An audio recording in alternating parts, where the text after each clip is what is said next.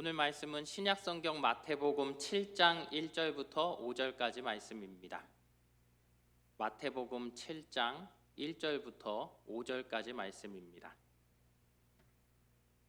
우리 마태복음 7장 1절부터 5절까지 말씀을 한 절씩 교독하시겠습니다. 비판을 받지 아니하려거든 비판하지 말라. 너희가 비판하는 그 비판으로 너희가 비판을 받을 것이요 너희가 헤아리는 그 헤아림으로 너희가 헤아림을 받을 것이니라.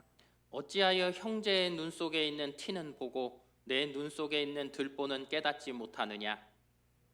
보라, 내 눈 속에 들보가 있는데 어찌하여 형제에게 말하기를 나로 내 눈 속에 있는 티를 빼게 하라 하겠느냐. 함께 있습니다. 외식하는 자여 먼저 내 눈 속에서 들보를 빼어라. 그 후에야 밝히 보고 형제의 눈 속에서 티를 빼리라. 아멘. 우리 옆에 분들과 함께 인사하겠습니다. 사랑합니다. 축복합니다. 예.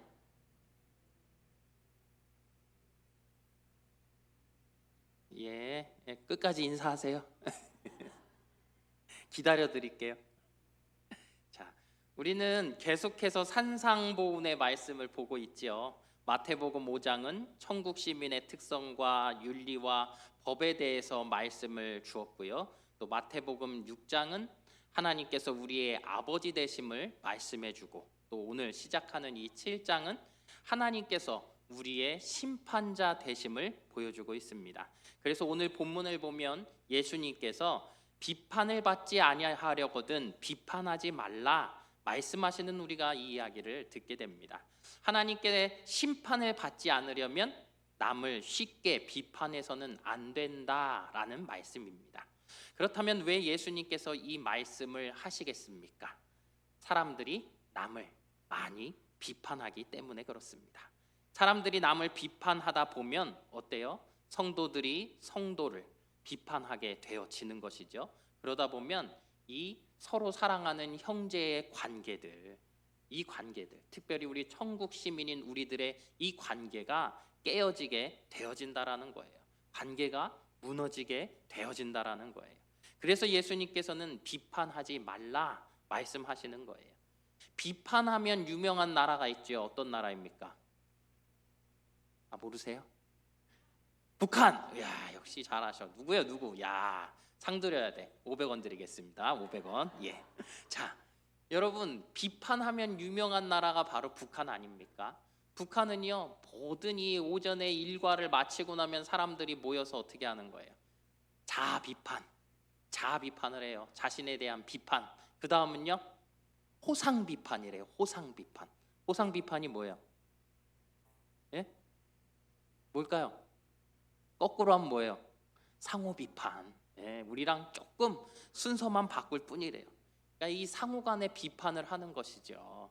이들이 어쩔 수 없이 이제 자신에 대한 비판을 하고 자기 비판 또 상대방에 대한 비판을 하는데요. 시간이 지나면서 이 사람들의 어떤 이 비판하는 모양새들이 조금씩 바뀌더라는 거예요. 어떻게 바뀌었을까요? 바로 남을 비판하는 내용들은 줄이기 시작하고 그냥 자기 비판만 하더라는 것이죠. 왜 그렇을까요? 성경 말씀을 너무 이들이 읽고 있어서 그럴까요? 그런 게 아니죠. 이게 너무 자연스러운 거예요. 상호 비판을 하다 보니까 어떻게 됩니까? 관계가 깨지더라는 것이죠. 그러니 그들도 그것을 아는 거예요. 그래서 남을 비판하느니 차라리 나를 비판하는 게 낫겠다라는 것이지요. 그렇게 그들의 비판조차도 바뀌어 가는 거예요. 그러니 우리가 살아가고 있는 이 세상 속에서는 어떻겠습니까? 우리도 이 비판하는 것이, 남을 비판하는 것은 어찌 보면 서로에게 안 좋은 일들이 많아지겠죠. 그럼에도 불구하고 이 남을 잘 비판하는 사람들이 있어요. 있어요, 없어요? 네, 누구라고 말은 하지 마세요. 말은 하면 안 돼. 큰일 납니다. 그래요. 우리가 말은 할 수 없지만 이 남을 잘 비판하는 사람이 있어요. 그런 사람은 어떤 사람이에요? 일단 말이 많은 사람. 말이 많다 보면 사람들을 비판하는 말을 너무 많이 하게 되죠. 그리고 또 어떻습니까? 이 젊은 세대들은 많은 것을 알지 못하면서 내가 가진 상식으로 모든 것들을 판단하며 비판하는 경향들이 있어요. 그런 비판들이 있습니다. 또 어떻습니까? 어떤 신앙의 연륜을 내가 가졌다라고 생각할 때, 내가 교회 안에서 이제는 나의 위치가 되고 내가 무엇인가 많이 안다라고 생각하면 어떤 거예요? 그건 그렇게 하면 안 돼. 그건 이렇게 해야지. 예, 비판하기 시작하는 것이죠. 그렇기 때문에 우리가 너무 교회 안에서 내가 무언가를 많이 안다라고 생각할 때 그럴 수 있다라는 거예요. 그렇지만 오늘 예수님께서 뭐라고 말씀하시는 거예요? 비판하지 말라라고 우리에게 교훈을 주시는 것이죠. 그렇다고 한다면 이 비판하지 말라는 말씀의 의미를 우리가 한번 생각해 보면 좋을 것 같아요. 여러분, 비판하지 말라, 영어 성경에는 do not judge, 그러니까 판단하지 말라, 심판하지 말라, 이런 의미예요. 그러니까 우리는 비판하지 말라는 이 작은 의미로 생각한다면 이 영어 성경에서는 더 넓게 남을 판단하지 말라라는 더 강한 말씀으로 더 넓은 범위로 이렇게 이야기하고 있다라는 거예요. 그러니 예수님의 이 말씀, 비판, 판단을 무조건 하지 말라라는 이 의미일까요? 예수님의 비판하지 말라는 것, 남에 대해서 너네는 아예 판단하지 마, 이런 뜻일까요? 그렇지는 않겠죠. 왜 그래요? 여러분, 우리가 지금까지 살아오며 이렇게 잘 살 수 있는 이유, 이 세상이 이렇게 발전할 수 있었던 이유는 뭘까요? 정치도, 학문도, 예술도, 신앙도, 거기에는 다 비판이 있었다라는 거예요. 그것은 어떤 발전적인 비판이었지요. 그러니까 다시 말해서 이 비판의 사고를 가지고 지혜를 가지고 우리가 더 나은 방향으로 나아가기 위해 누군가를 이 힘들게 하는 그런 비판이 아니라 성장과 발전을 위한 그러한 이 비판이 원동력이 되어졌다라는 거예요. 예수님도 보면 어떻습니까? 사복음서에서 우리 예수님도 종교 지도자들, 서기관, 바리새인들, 이들의 잘못된 신앙에 대해서 예수님 어떻게 하십니까? 바르게 지적해 주시지요. 그들이 잘못한 것들에 대해서 질책하셨다라는 거예요. 뿐만 아닙니다. 우리 개신교는 어떻게 생겨났을까요? 여러분, 카톨릭의 타락에 의해서 그들이 이 로마 교황청이 죄에 대한 면죄부를 발부하는 것에 대해 바른 생각을 가진 사람들이 그것이 잘못되었다라는 이야기를 하며 루터, 우리가 잘 아는 루터도 어때요? 이 종교 개혁을 일으키지 않습니까? 95개조 반박문을 걸잖아요. 그 일들을 통하여서 종교 개혁이 일어나며 그런저런 일들이 여러 나라들 속에서 개신교라는 이름으로 만들어지게 되는데, 이 개신교라는 게 다 뭐예요? 이 프로테스탄트, 반항아, 이단아라는 뜻이에요. 달리 말하면 교회를 비판하며 생겨난 것이지요. 그래서 어떻게 보면 카톨릭에서는 우리를 이단하다, 반항하다 그렇게 불렀다고요. 그런데 그렇게 우리가 그 신앙을 우리의 선조들이, 우리의 신앙의 선배들이 갖기 시작하면서 올바른 신앙으로서 우리 개신교가 생겨날 수 있게 되어졌다라는 거예요. 그뿐입니까? 우리 주변에 있는 많은 이단과 사이비가 있지 않아요? 혹시 이 안에도 있을지 몰라요. 네, 이 안에 있을지 몰라요. 여러분, 이단과 사이비를 우리가 어떻게 분별하는 거예요? 다른 것이 아니죠. 정통 교리, 또 우리의 성경, 이것을 가지고 그 사람의 신앙이 잘못됐음을 비판하다 보니 우리는 자연스럽게 그것이 이단이고 사입이라는 것을 분명하게 판단할 수 있는 거예요. 그러니 건설적인 비판, 남을 위하는 이 비판들은 우리에게 필요한 비판이라는 것이죠. 그렇다고 한다면 비판의 이 진정한 의미가 무엇이냐? 비판하지 말라. 주님이 말씀하셨는데 이 비판하지 말라는 것에 대한 진정한 의미가 무엇이냐는 거예요. 자, 부정적인 비판, 비판을 위한 비판, 파괴적인 비판, 사랑과 관심을 가지고 하는 것이 아닌 그저 다른 사람을 헐뜯고 흠집을 내기 위한 비판, 이러한 비판을 하지 말라라는 거예요. 아무 유익도 없고 덕을 세우지 못하는 그러한 비판, 그것을 우리에게 하지 말라고 주님께서는 말씀하시는 거예요. 보십시오. 예수님 당시의 서기관 바리새인들, 이들은 자신들의 신앙이 옳다라는 생각을 가지고 자신들의 기준으로 사람들을 어떻게 하는 거예요? 그들에게 신앙적인 잣대를 대는 것이죠. 성경이 말하는 것이 아니에요. 하나님이 말씀하시는 게 아니에요. 자신들이 그저 신앙을 더 열심히 신학적인 것들을 가졌다는 이유로 자신들의 잣대로 사람들을 정죄하였다라는 거예요. 그러면서 저 사람은 죄인이야, 지옥에 갈 거야 라고 자신들이 판단해 버리는 것이죠. 여러분, 오늘날도 혹 그렇진 않습니까? 교회에 나와서 우리가 어떤 성도의 역할을 하고 우리 또 기관에서 활동을 하고 어떤 또 임원을 해야 하고 하는 이 일들 속에 우리만의 어떠한 잣대로 그 사람을 들이대며 이 사람은 그것을 할 수 없는 사람이야, 저 사람은 안 돼 라고 우리는 이야기하고 있지 않냐라는 거예요.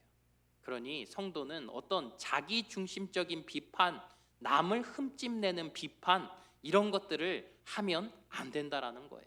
덕이 되고 긍정적으로 세워가는 비판, 그것들이 우리에게 있어야 할 비판이라는 것입니다. 다음으로 비판치 말아야 되는 이유가 무엇일까요? 여러분, 우리가 사실 남을 비판하지 말아야 되는 이유는 참 많이 있지만, 그러나 오늘 본문 성경이 이야기하는 것을 우리가 봅니다. 1절 말씀입니다. 함께 있습니다. 비판을 받지 아니하려거든 비판하지 말라. 아멘. 그러니까 내가 남을 판단하고 비판하면 나도 어떻게 되는 거예요? 비판을 받게 된다. 그렇죠? 예, 요즘 이제 좀 설교가 할 만한 것 같아요. 대답을 아주 잘하셔요. 훌륭한 학생들이 돼가고 있어요. 예. 자, 누구의 비판과 판단을 받게 되는 걸까요? 사람들의 판단도 우리가 받게 되겠지요. 그런데 중요한 건 뭐예요? 하나님의 판단을 받게 된다라는 거예요. 그러면 그 판단받는 기준은 또 무엇이겠습니까? 2절 말씀이에요. 2절 말씀 함께 있습니다. 너희가 비판하는 그 비판으로 너희가 비판을 받을 것이요 너희가 헤아리는 그 헤아림으로 너희가 헤아림을 받을 것이니라. 아멘. 자, 헤아림, 영어로는 measure라는 말인데 이것은 측정하는 도구라는 거예요. 우리 주변에 많이 있는 것인데 우리는 길이를 잴 때 뭘로 잽니까? 자로 재죠. 또 이 콩이나 뭐 어떤 이 곡식의 부피 이런 양을 잴 때 뭘로 재요? 뭐 돼, 그렇죠? 말이나 돼, 우리들이 잘 아는 그런 거. 또 아까 말씀하신 저울로 무게를 재지 않습니까? 이렇게 우리는 무엇인가를 잴 때 어떤 기준을 가지고 그것을 헤아린다라는 거예요. 그런데 중요한 것은 뭐라고요? 너희가 헤아리는 그 헤아림으로 너희가 헤아림을 받을 것이다 라고 말씀하시고 있는 것이죠. 달리 말하면 내가 내 생각으로 남을 재단하고 판단하는 그 잣대, 내 마음속에 가지고 있는 그 잣대로 하나님께서도 나를 재시겠다라는 거예요. 그러니 내가 남을 판단함에 있어 신중해야 한다라는 것이죠. 그리스 신화 중에 이런 이야기가 있다고 합니다. 아테네 근처 산에요, 프로크루스테스라는 이 사람이 살고 있대요. 그런데 살았대요. 그런데 이 사람이 어떤 사람이냐? 이 침대를 2개 만들었는데 큰 침대와 작은 침대를 만들었어요. 그리고 이 산을 넘어서 지나가는 나그네가 있으면 집으로 불러들이는 것이죠. 그리고는 키가 큰 사람은 작은 침대에 눕힙니다. 그리고 이 작은 침대에 눕혀서요, 발이 나오거나 머리가 나오면 어떻게 하는 거예요? 그 나온 부분을 잘라서 죽이는 거예요. 그리고 자기가 다 노략질하는 것이죠. 키가 작은 사람이 들어오면요, 일부러 큰 침대에 눕혔대요. 그리고 어떻게 하는 거예요? 팔도 늘리고 다리도 늘리는 거죠. 그럼 또 죽겠죠. 그렇게 이 사람들을 어떻게 보면 도적질한 그런 사람이에요. 그런데 이곳에 테세우스라는 사람이 지나갔는데 이 사람은 아주 힘이 센 사람이었던 것이죠. 그래서 이 사람이 아까 이야기했던 이 프로크루스테스를 이 사람이 제압을 한 거예요. 그리고 이 사람에게 이제 형벌을 가하는데 어떤 형벌을 가했을까요? 동일한 형벌. 그 사람에게 맞는 침대, 그 사람의 머리가 나오게 하는 작은 침대에 이 사람을 눕혔다라는 것이죠. 동일한 판단으로, 동일한 잣대로 이 사람을 징계했다라는 거예요. 여러분, 그처럼 우리가 남을 판단하고 비판할 때에 이 나름의 척도가 있고 잣대가 있다라는 것이에요. 하지만 내가 사용한 그 척도로 하나님께서 나를 판단하신다. 우리가 항상 이 생각을 가지고 두려운 마음으로 항상 사람들을 대할 때, 또 사람들을 우리가 비판하려고 할 때 우리의 마음가짐이 있어야 한다라는 것이죠. 이때에 예수님께서도 우리에게 보여주신 예화가 있다라는 거예요. 어떤 예화입니까? 바로 오늘 말씀에 나오고 있는 티와 들보에 대한 이야기죠. 우리 3절 말씀입니다. 함께 읽겠습니다. 어찌하여 형제의 눈 속에 있는 티는 보고 내 눈 속에 있는 들보는 깨닫지 못하느냐. 아멘. 자, 여러분, 티는 눈 속에 들어갈 수 있어요, 없어요? 들보는요? 없어요. 넣어보실 분 없죠? 예, 아유, 힘들어요. 들어갈 수 없는 것이죠. 그런데 예수님께서는 분명히 구별할 수 있는 이것을 우리에게 예화로 주신다라는 거예요. 그런데 여러분, 티와 이 들보라는 것은 생각해 보니 어때요? 같은 재질의 것이죠. 나무로 된 거예요. 나무와 관련된 직업이 뭐예요? 목수. 예수님은 어떤 직업을 갖고 계셨을까요? 목수의 아들. 목수질을 조금은 하셨을 거예요. 작업을 잘 하셨을 것 같아요. 그런 예수님이, 이 비유는 어찌 보면 예수님의 삶 속에서 또 느끼신 대로 본 대로 또 우리들에게 쉽게 설명하신 부분이겠죠. 이 예수님께서 보니까 그런 거예요. 이 들보, 통나무, 이 통나무를 켜야 이 뭐가 나와요?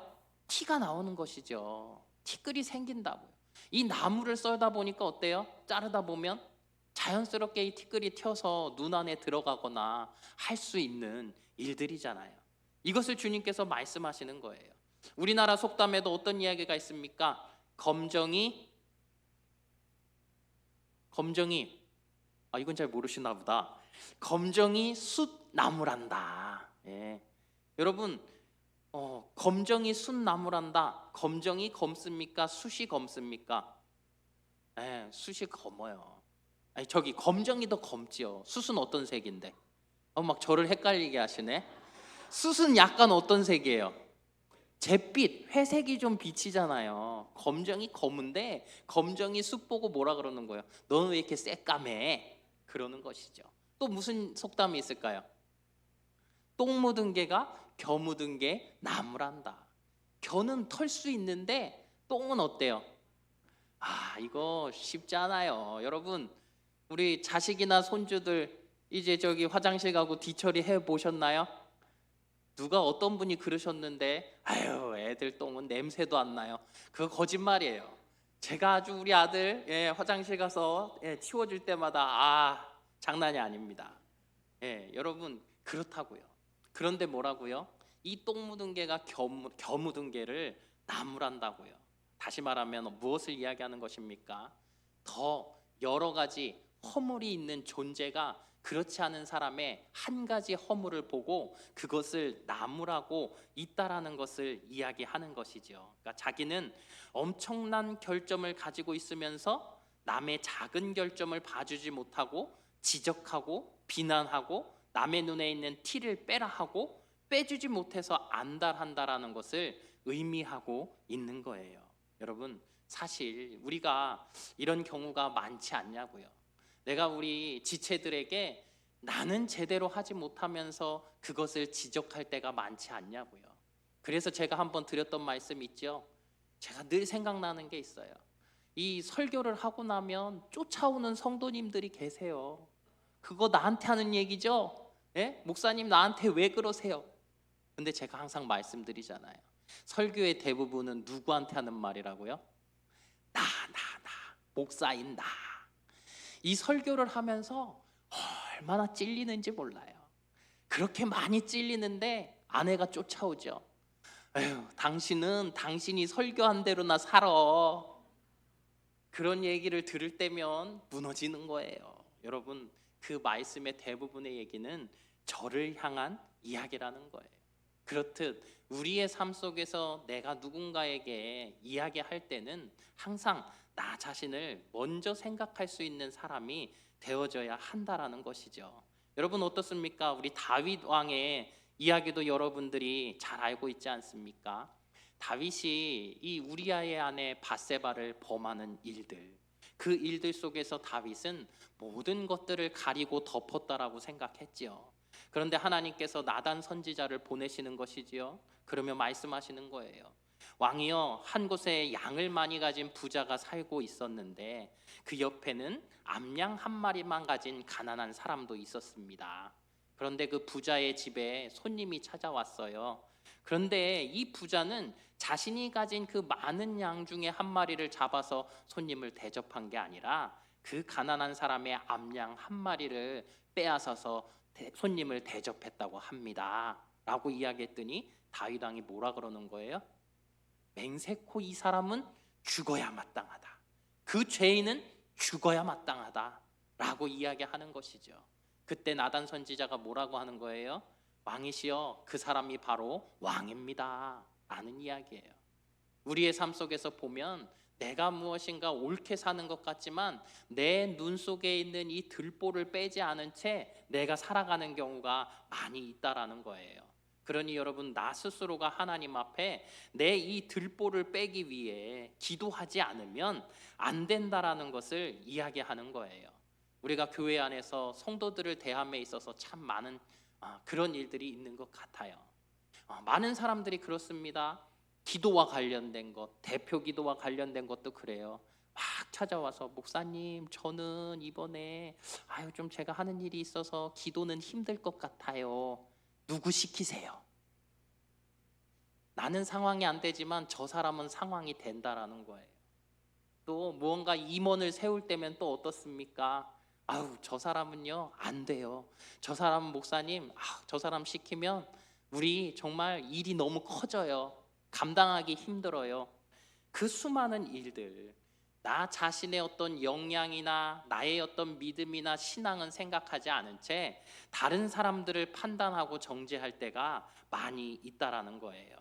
성경은 오늘도 우리에게 말씀하시는 것이 무엇입니까? 우리의 어떤 생각과 판단, 그 잣대가 올바르기까지 내가 하나님 앞에 온전히 우리 말씀 안에서 연단되어지기를 원하고, 내가 정말 그렇게 연단됨으로 인하여서 남을 생각하며 이야기해 줄 수 있는 그러한 사람이 되기를 원하신다라는 거예요. 자, 마지막으로 우리가 또 함께 봅니다. 5절 상반절 말씀입니다. 함께 읽습니다. 외식하는 자여, 먼저 내 눈 속에서 들보를 빼어라. 그래요. 아까 말씀드린 내용이죠. 첫째는 우리가 자기를 살펴서 자기 눈 속에 있는 들보부터 빼야 한다라는 이야기예요. 갈라디아서 6장 1절 말씀입니다. 함께 읽습니다. 형제들아, 사람이 만일 무슨 범죄한 일이 드러나거든 신령한 너희는 온유한 심령으로 그러한 자를 바로잡고 너 자신을 살펴보아 너도 시험을 받을까 두려워하라. 아멘.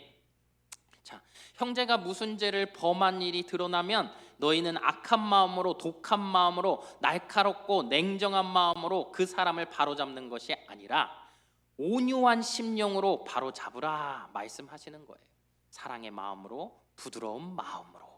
여러분, 젊었을 때는 그런 것 같아요. 정의감에 넘쳐서 내가 어떠한 일이 일어나면 그것을 먼저 바로잡겠노라고 말을 먼저 하는 경우가 많았던 것 같아요. 그런데 나이가 먹으니까 어때요? 경험해 보니 나라는 사람도 거기에 결코 벗어남이 없다라는 것을 하나하나 깨닫게 되는 것이지요. 그러니 어때요? 내가 사랑의 마음으로, 또 부드러운 마음으로 그 사람을 내가 달래기도, 가르치기도, 또 여러 가지로 좋은 말로 그 사람에게 이르게 되어진다라는 거예요.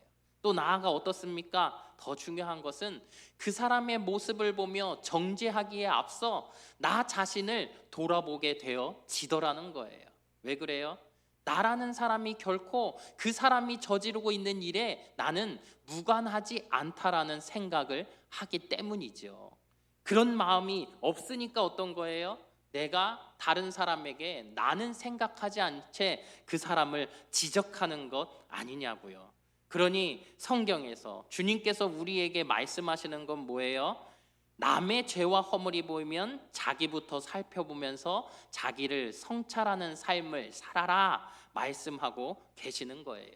요한복음 8장에서 그런 이야기이죠. 사람들이 가늠하다가 현장에서 잡힌 여인을 예수님께 데려옵니다. 그랬더니 율법에는 이런 여자를 돌로 치라고 되어 있는데 예수님, 우리가 이를 돌로 칠까요? 어떻게 할까요? 묻는 것이죠. 그러자 예수님께서 뭐라고 말씀하셨다고요? 너희 중에 죄 없는 자가 먼저 쳐라 말씀하시는 것이죠. 그랬더니 어떻게 된 거예요? 주변에 있던 사람들이 전부 다 돌아가고 그 여인만 남았다라고 이야기하고 있는 것입니다. 여러분, 사람이 누군가를 정죄하기에 앞서서 항상 나 자신을 돌아볼 수 있는 그 마음, 다른 사람을 향해 비판할 수 없음을, 또 돌을 던질 수가 없음을 내가 먼저 깨닫는 마음, 그런 마음이 우리에게 먼저 있어져야 한다라는 거예요. 자, 두 번째는 자기 눈 속에 있는 들보부터 빼고 나서 우리가 형제의 눈 속에 있는 티를 빼라고 말씀합니다. 5절 우리 하반절 말씀입니다. 함께 있습니다. 그 후에야 밝히 보고 형제의 눈 속에서 티를 빼리라. 아멘. 내가 눈 속에 들보를 가지고 있으면 남의 눈에 티를 볼 수 있습니까? 없습니까? 볼 수 없는 거예요. 그 큰 들보가 내 눈 속에서 가리고 있는데 어떻게 티를 볼 수 있겠습니까?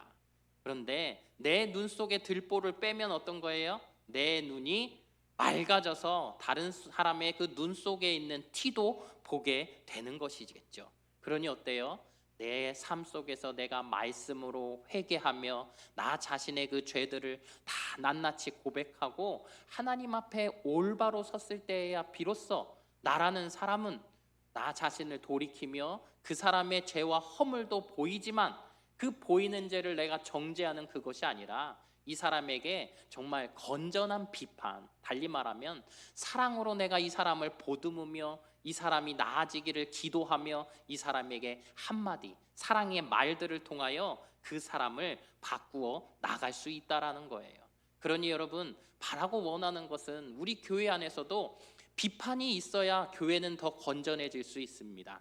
그러나 중요한 것은 무엇입니까? 성경에 나와 있는 대로 우리는 항상 하나님 앞에 나 자신을 돌아보며 누군가에게 비판하기에 앞서 나 자신을 돌아보며 기도하는 것이지요. 내가 하나님, 나도 이러한 죄가 있지는 않습니까? 그러나 하나님, 내가 정말로 저 사람에게 이것을 이야기해야 한다면 하나님의 사랑으로 내가 그 사람에게 이야기하게 해주세요. 뿐만 아니라 그렇게 이야기했을 때 저 사람이 상처받지 않을 수 있도록 하나님 도와주세요. 그러한 마음으로 우리가 필요한 비판을 한다고 한다면 그 안에는 분명 하나님의 사랑이 있을 것입니다. 하나님께서 그 일들로 우리가 상처받지 않게 하실 것입니다. 그러니 우리는 누군가를 비판하기에 앞서 나를 먼저 생각하십시오. 그리고 그 비판이라는 것은 정말 우리가 생각하는 이 비판, 그러면 어떤 좀 무서운 마음들, 안 좋은 마음들이 들잖아요. 그런 마음이 아닌 주님의 마음으로 그 사람에게 충고할 수 있는 우리 성도님들이 되시기를 주님의 이름으로 축복합니다. 여러분, 그러한 때에 우리가 천국의 시민이 되어지는 거예요. 교회의 공동체가 깨어지지 않는 거예요. 그러한 우리 복된 성도님들 되시기를 바랍니다. 기도하겠습니다. 거룩하신 하나님, 말씀을 통해 내 자신을 온전히 살피게 하셔서 타인을 향해 사랑 없는 비판을 하지 않게 하시고 그리스도의 사랑을 품은 세심한 섬김으로 말씀으로 함께 변화되어가는 은혜가 우리 부가연 공동체 안에 있게 하여 주시옵소서. 예수님 이름으로 기도합니다. 아멘.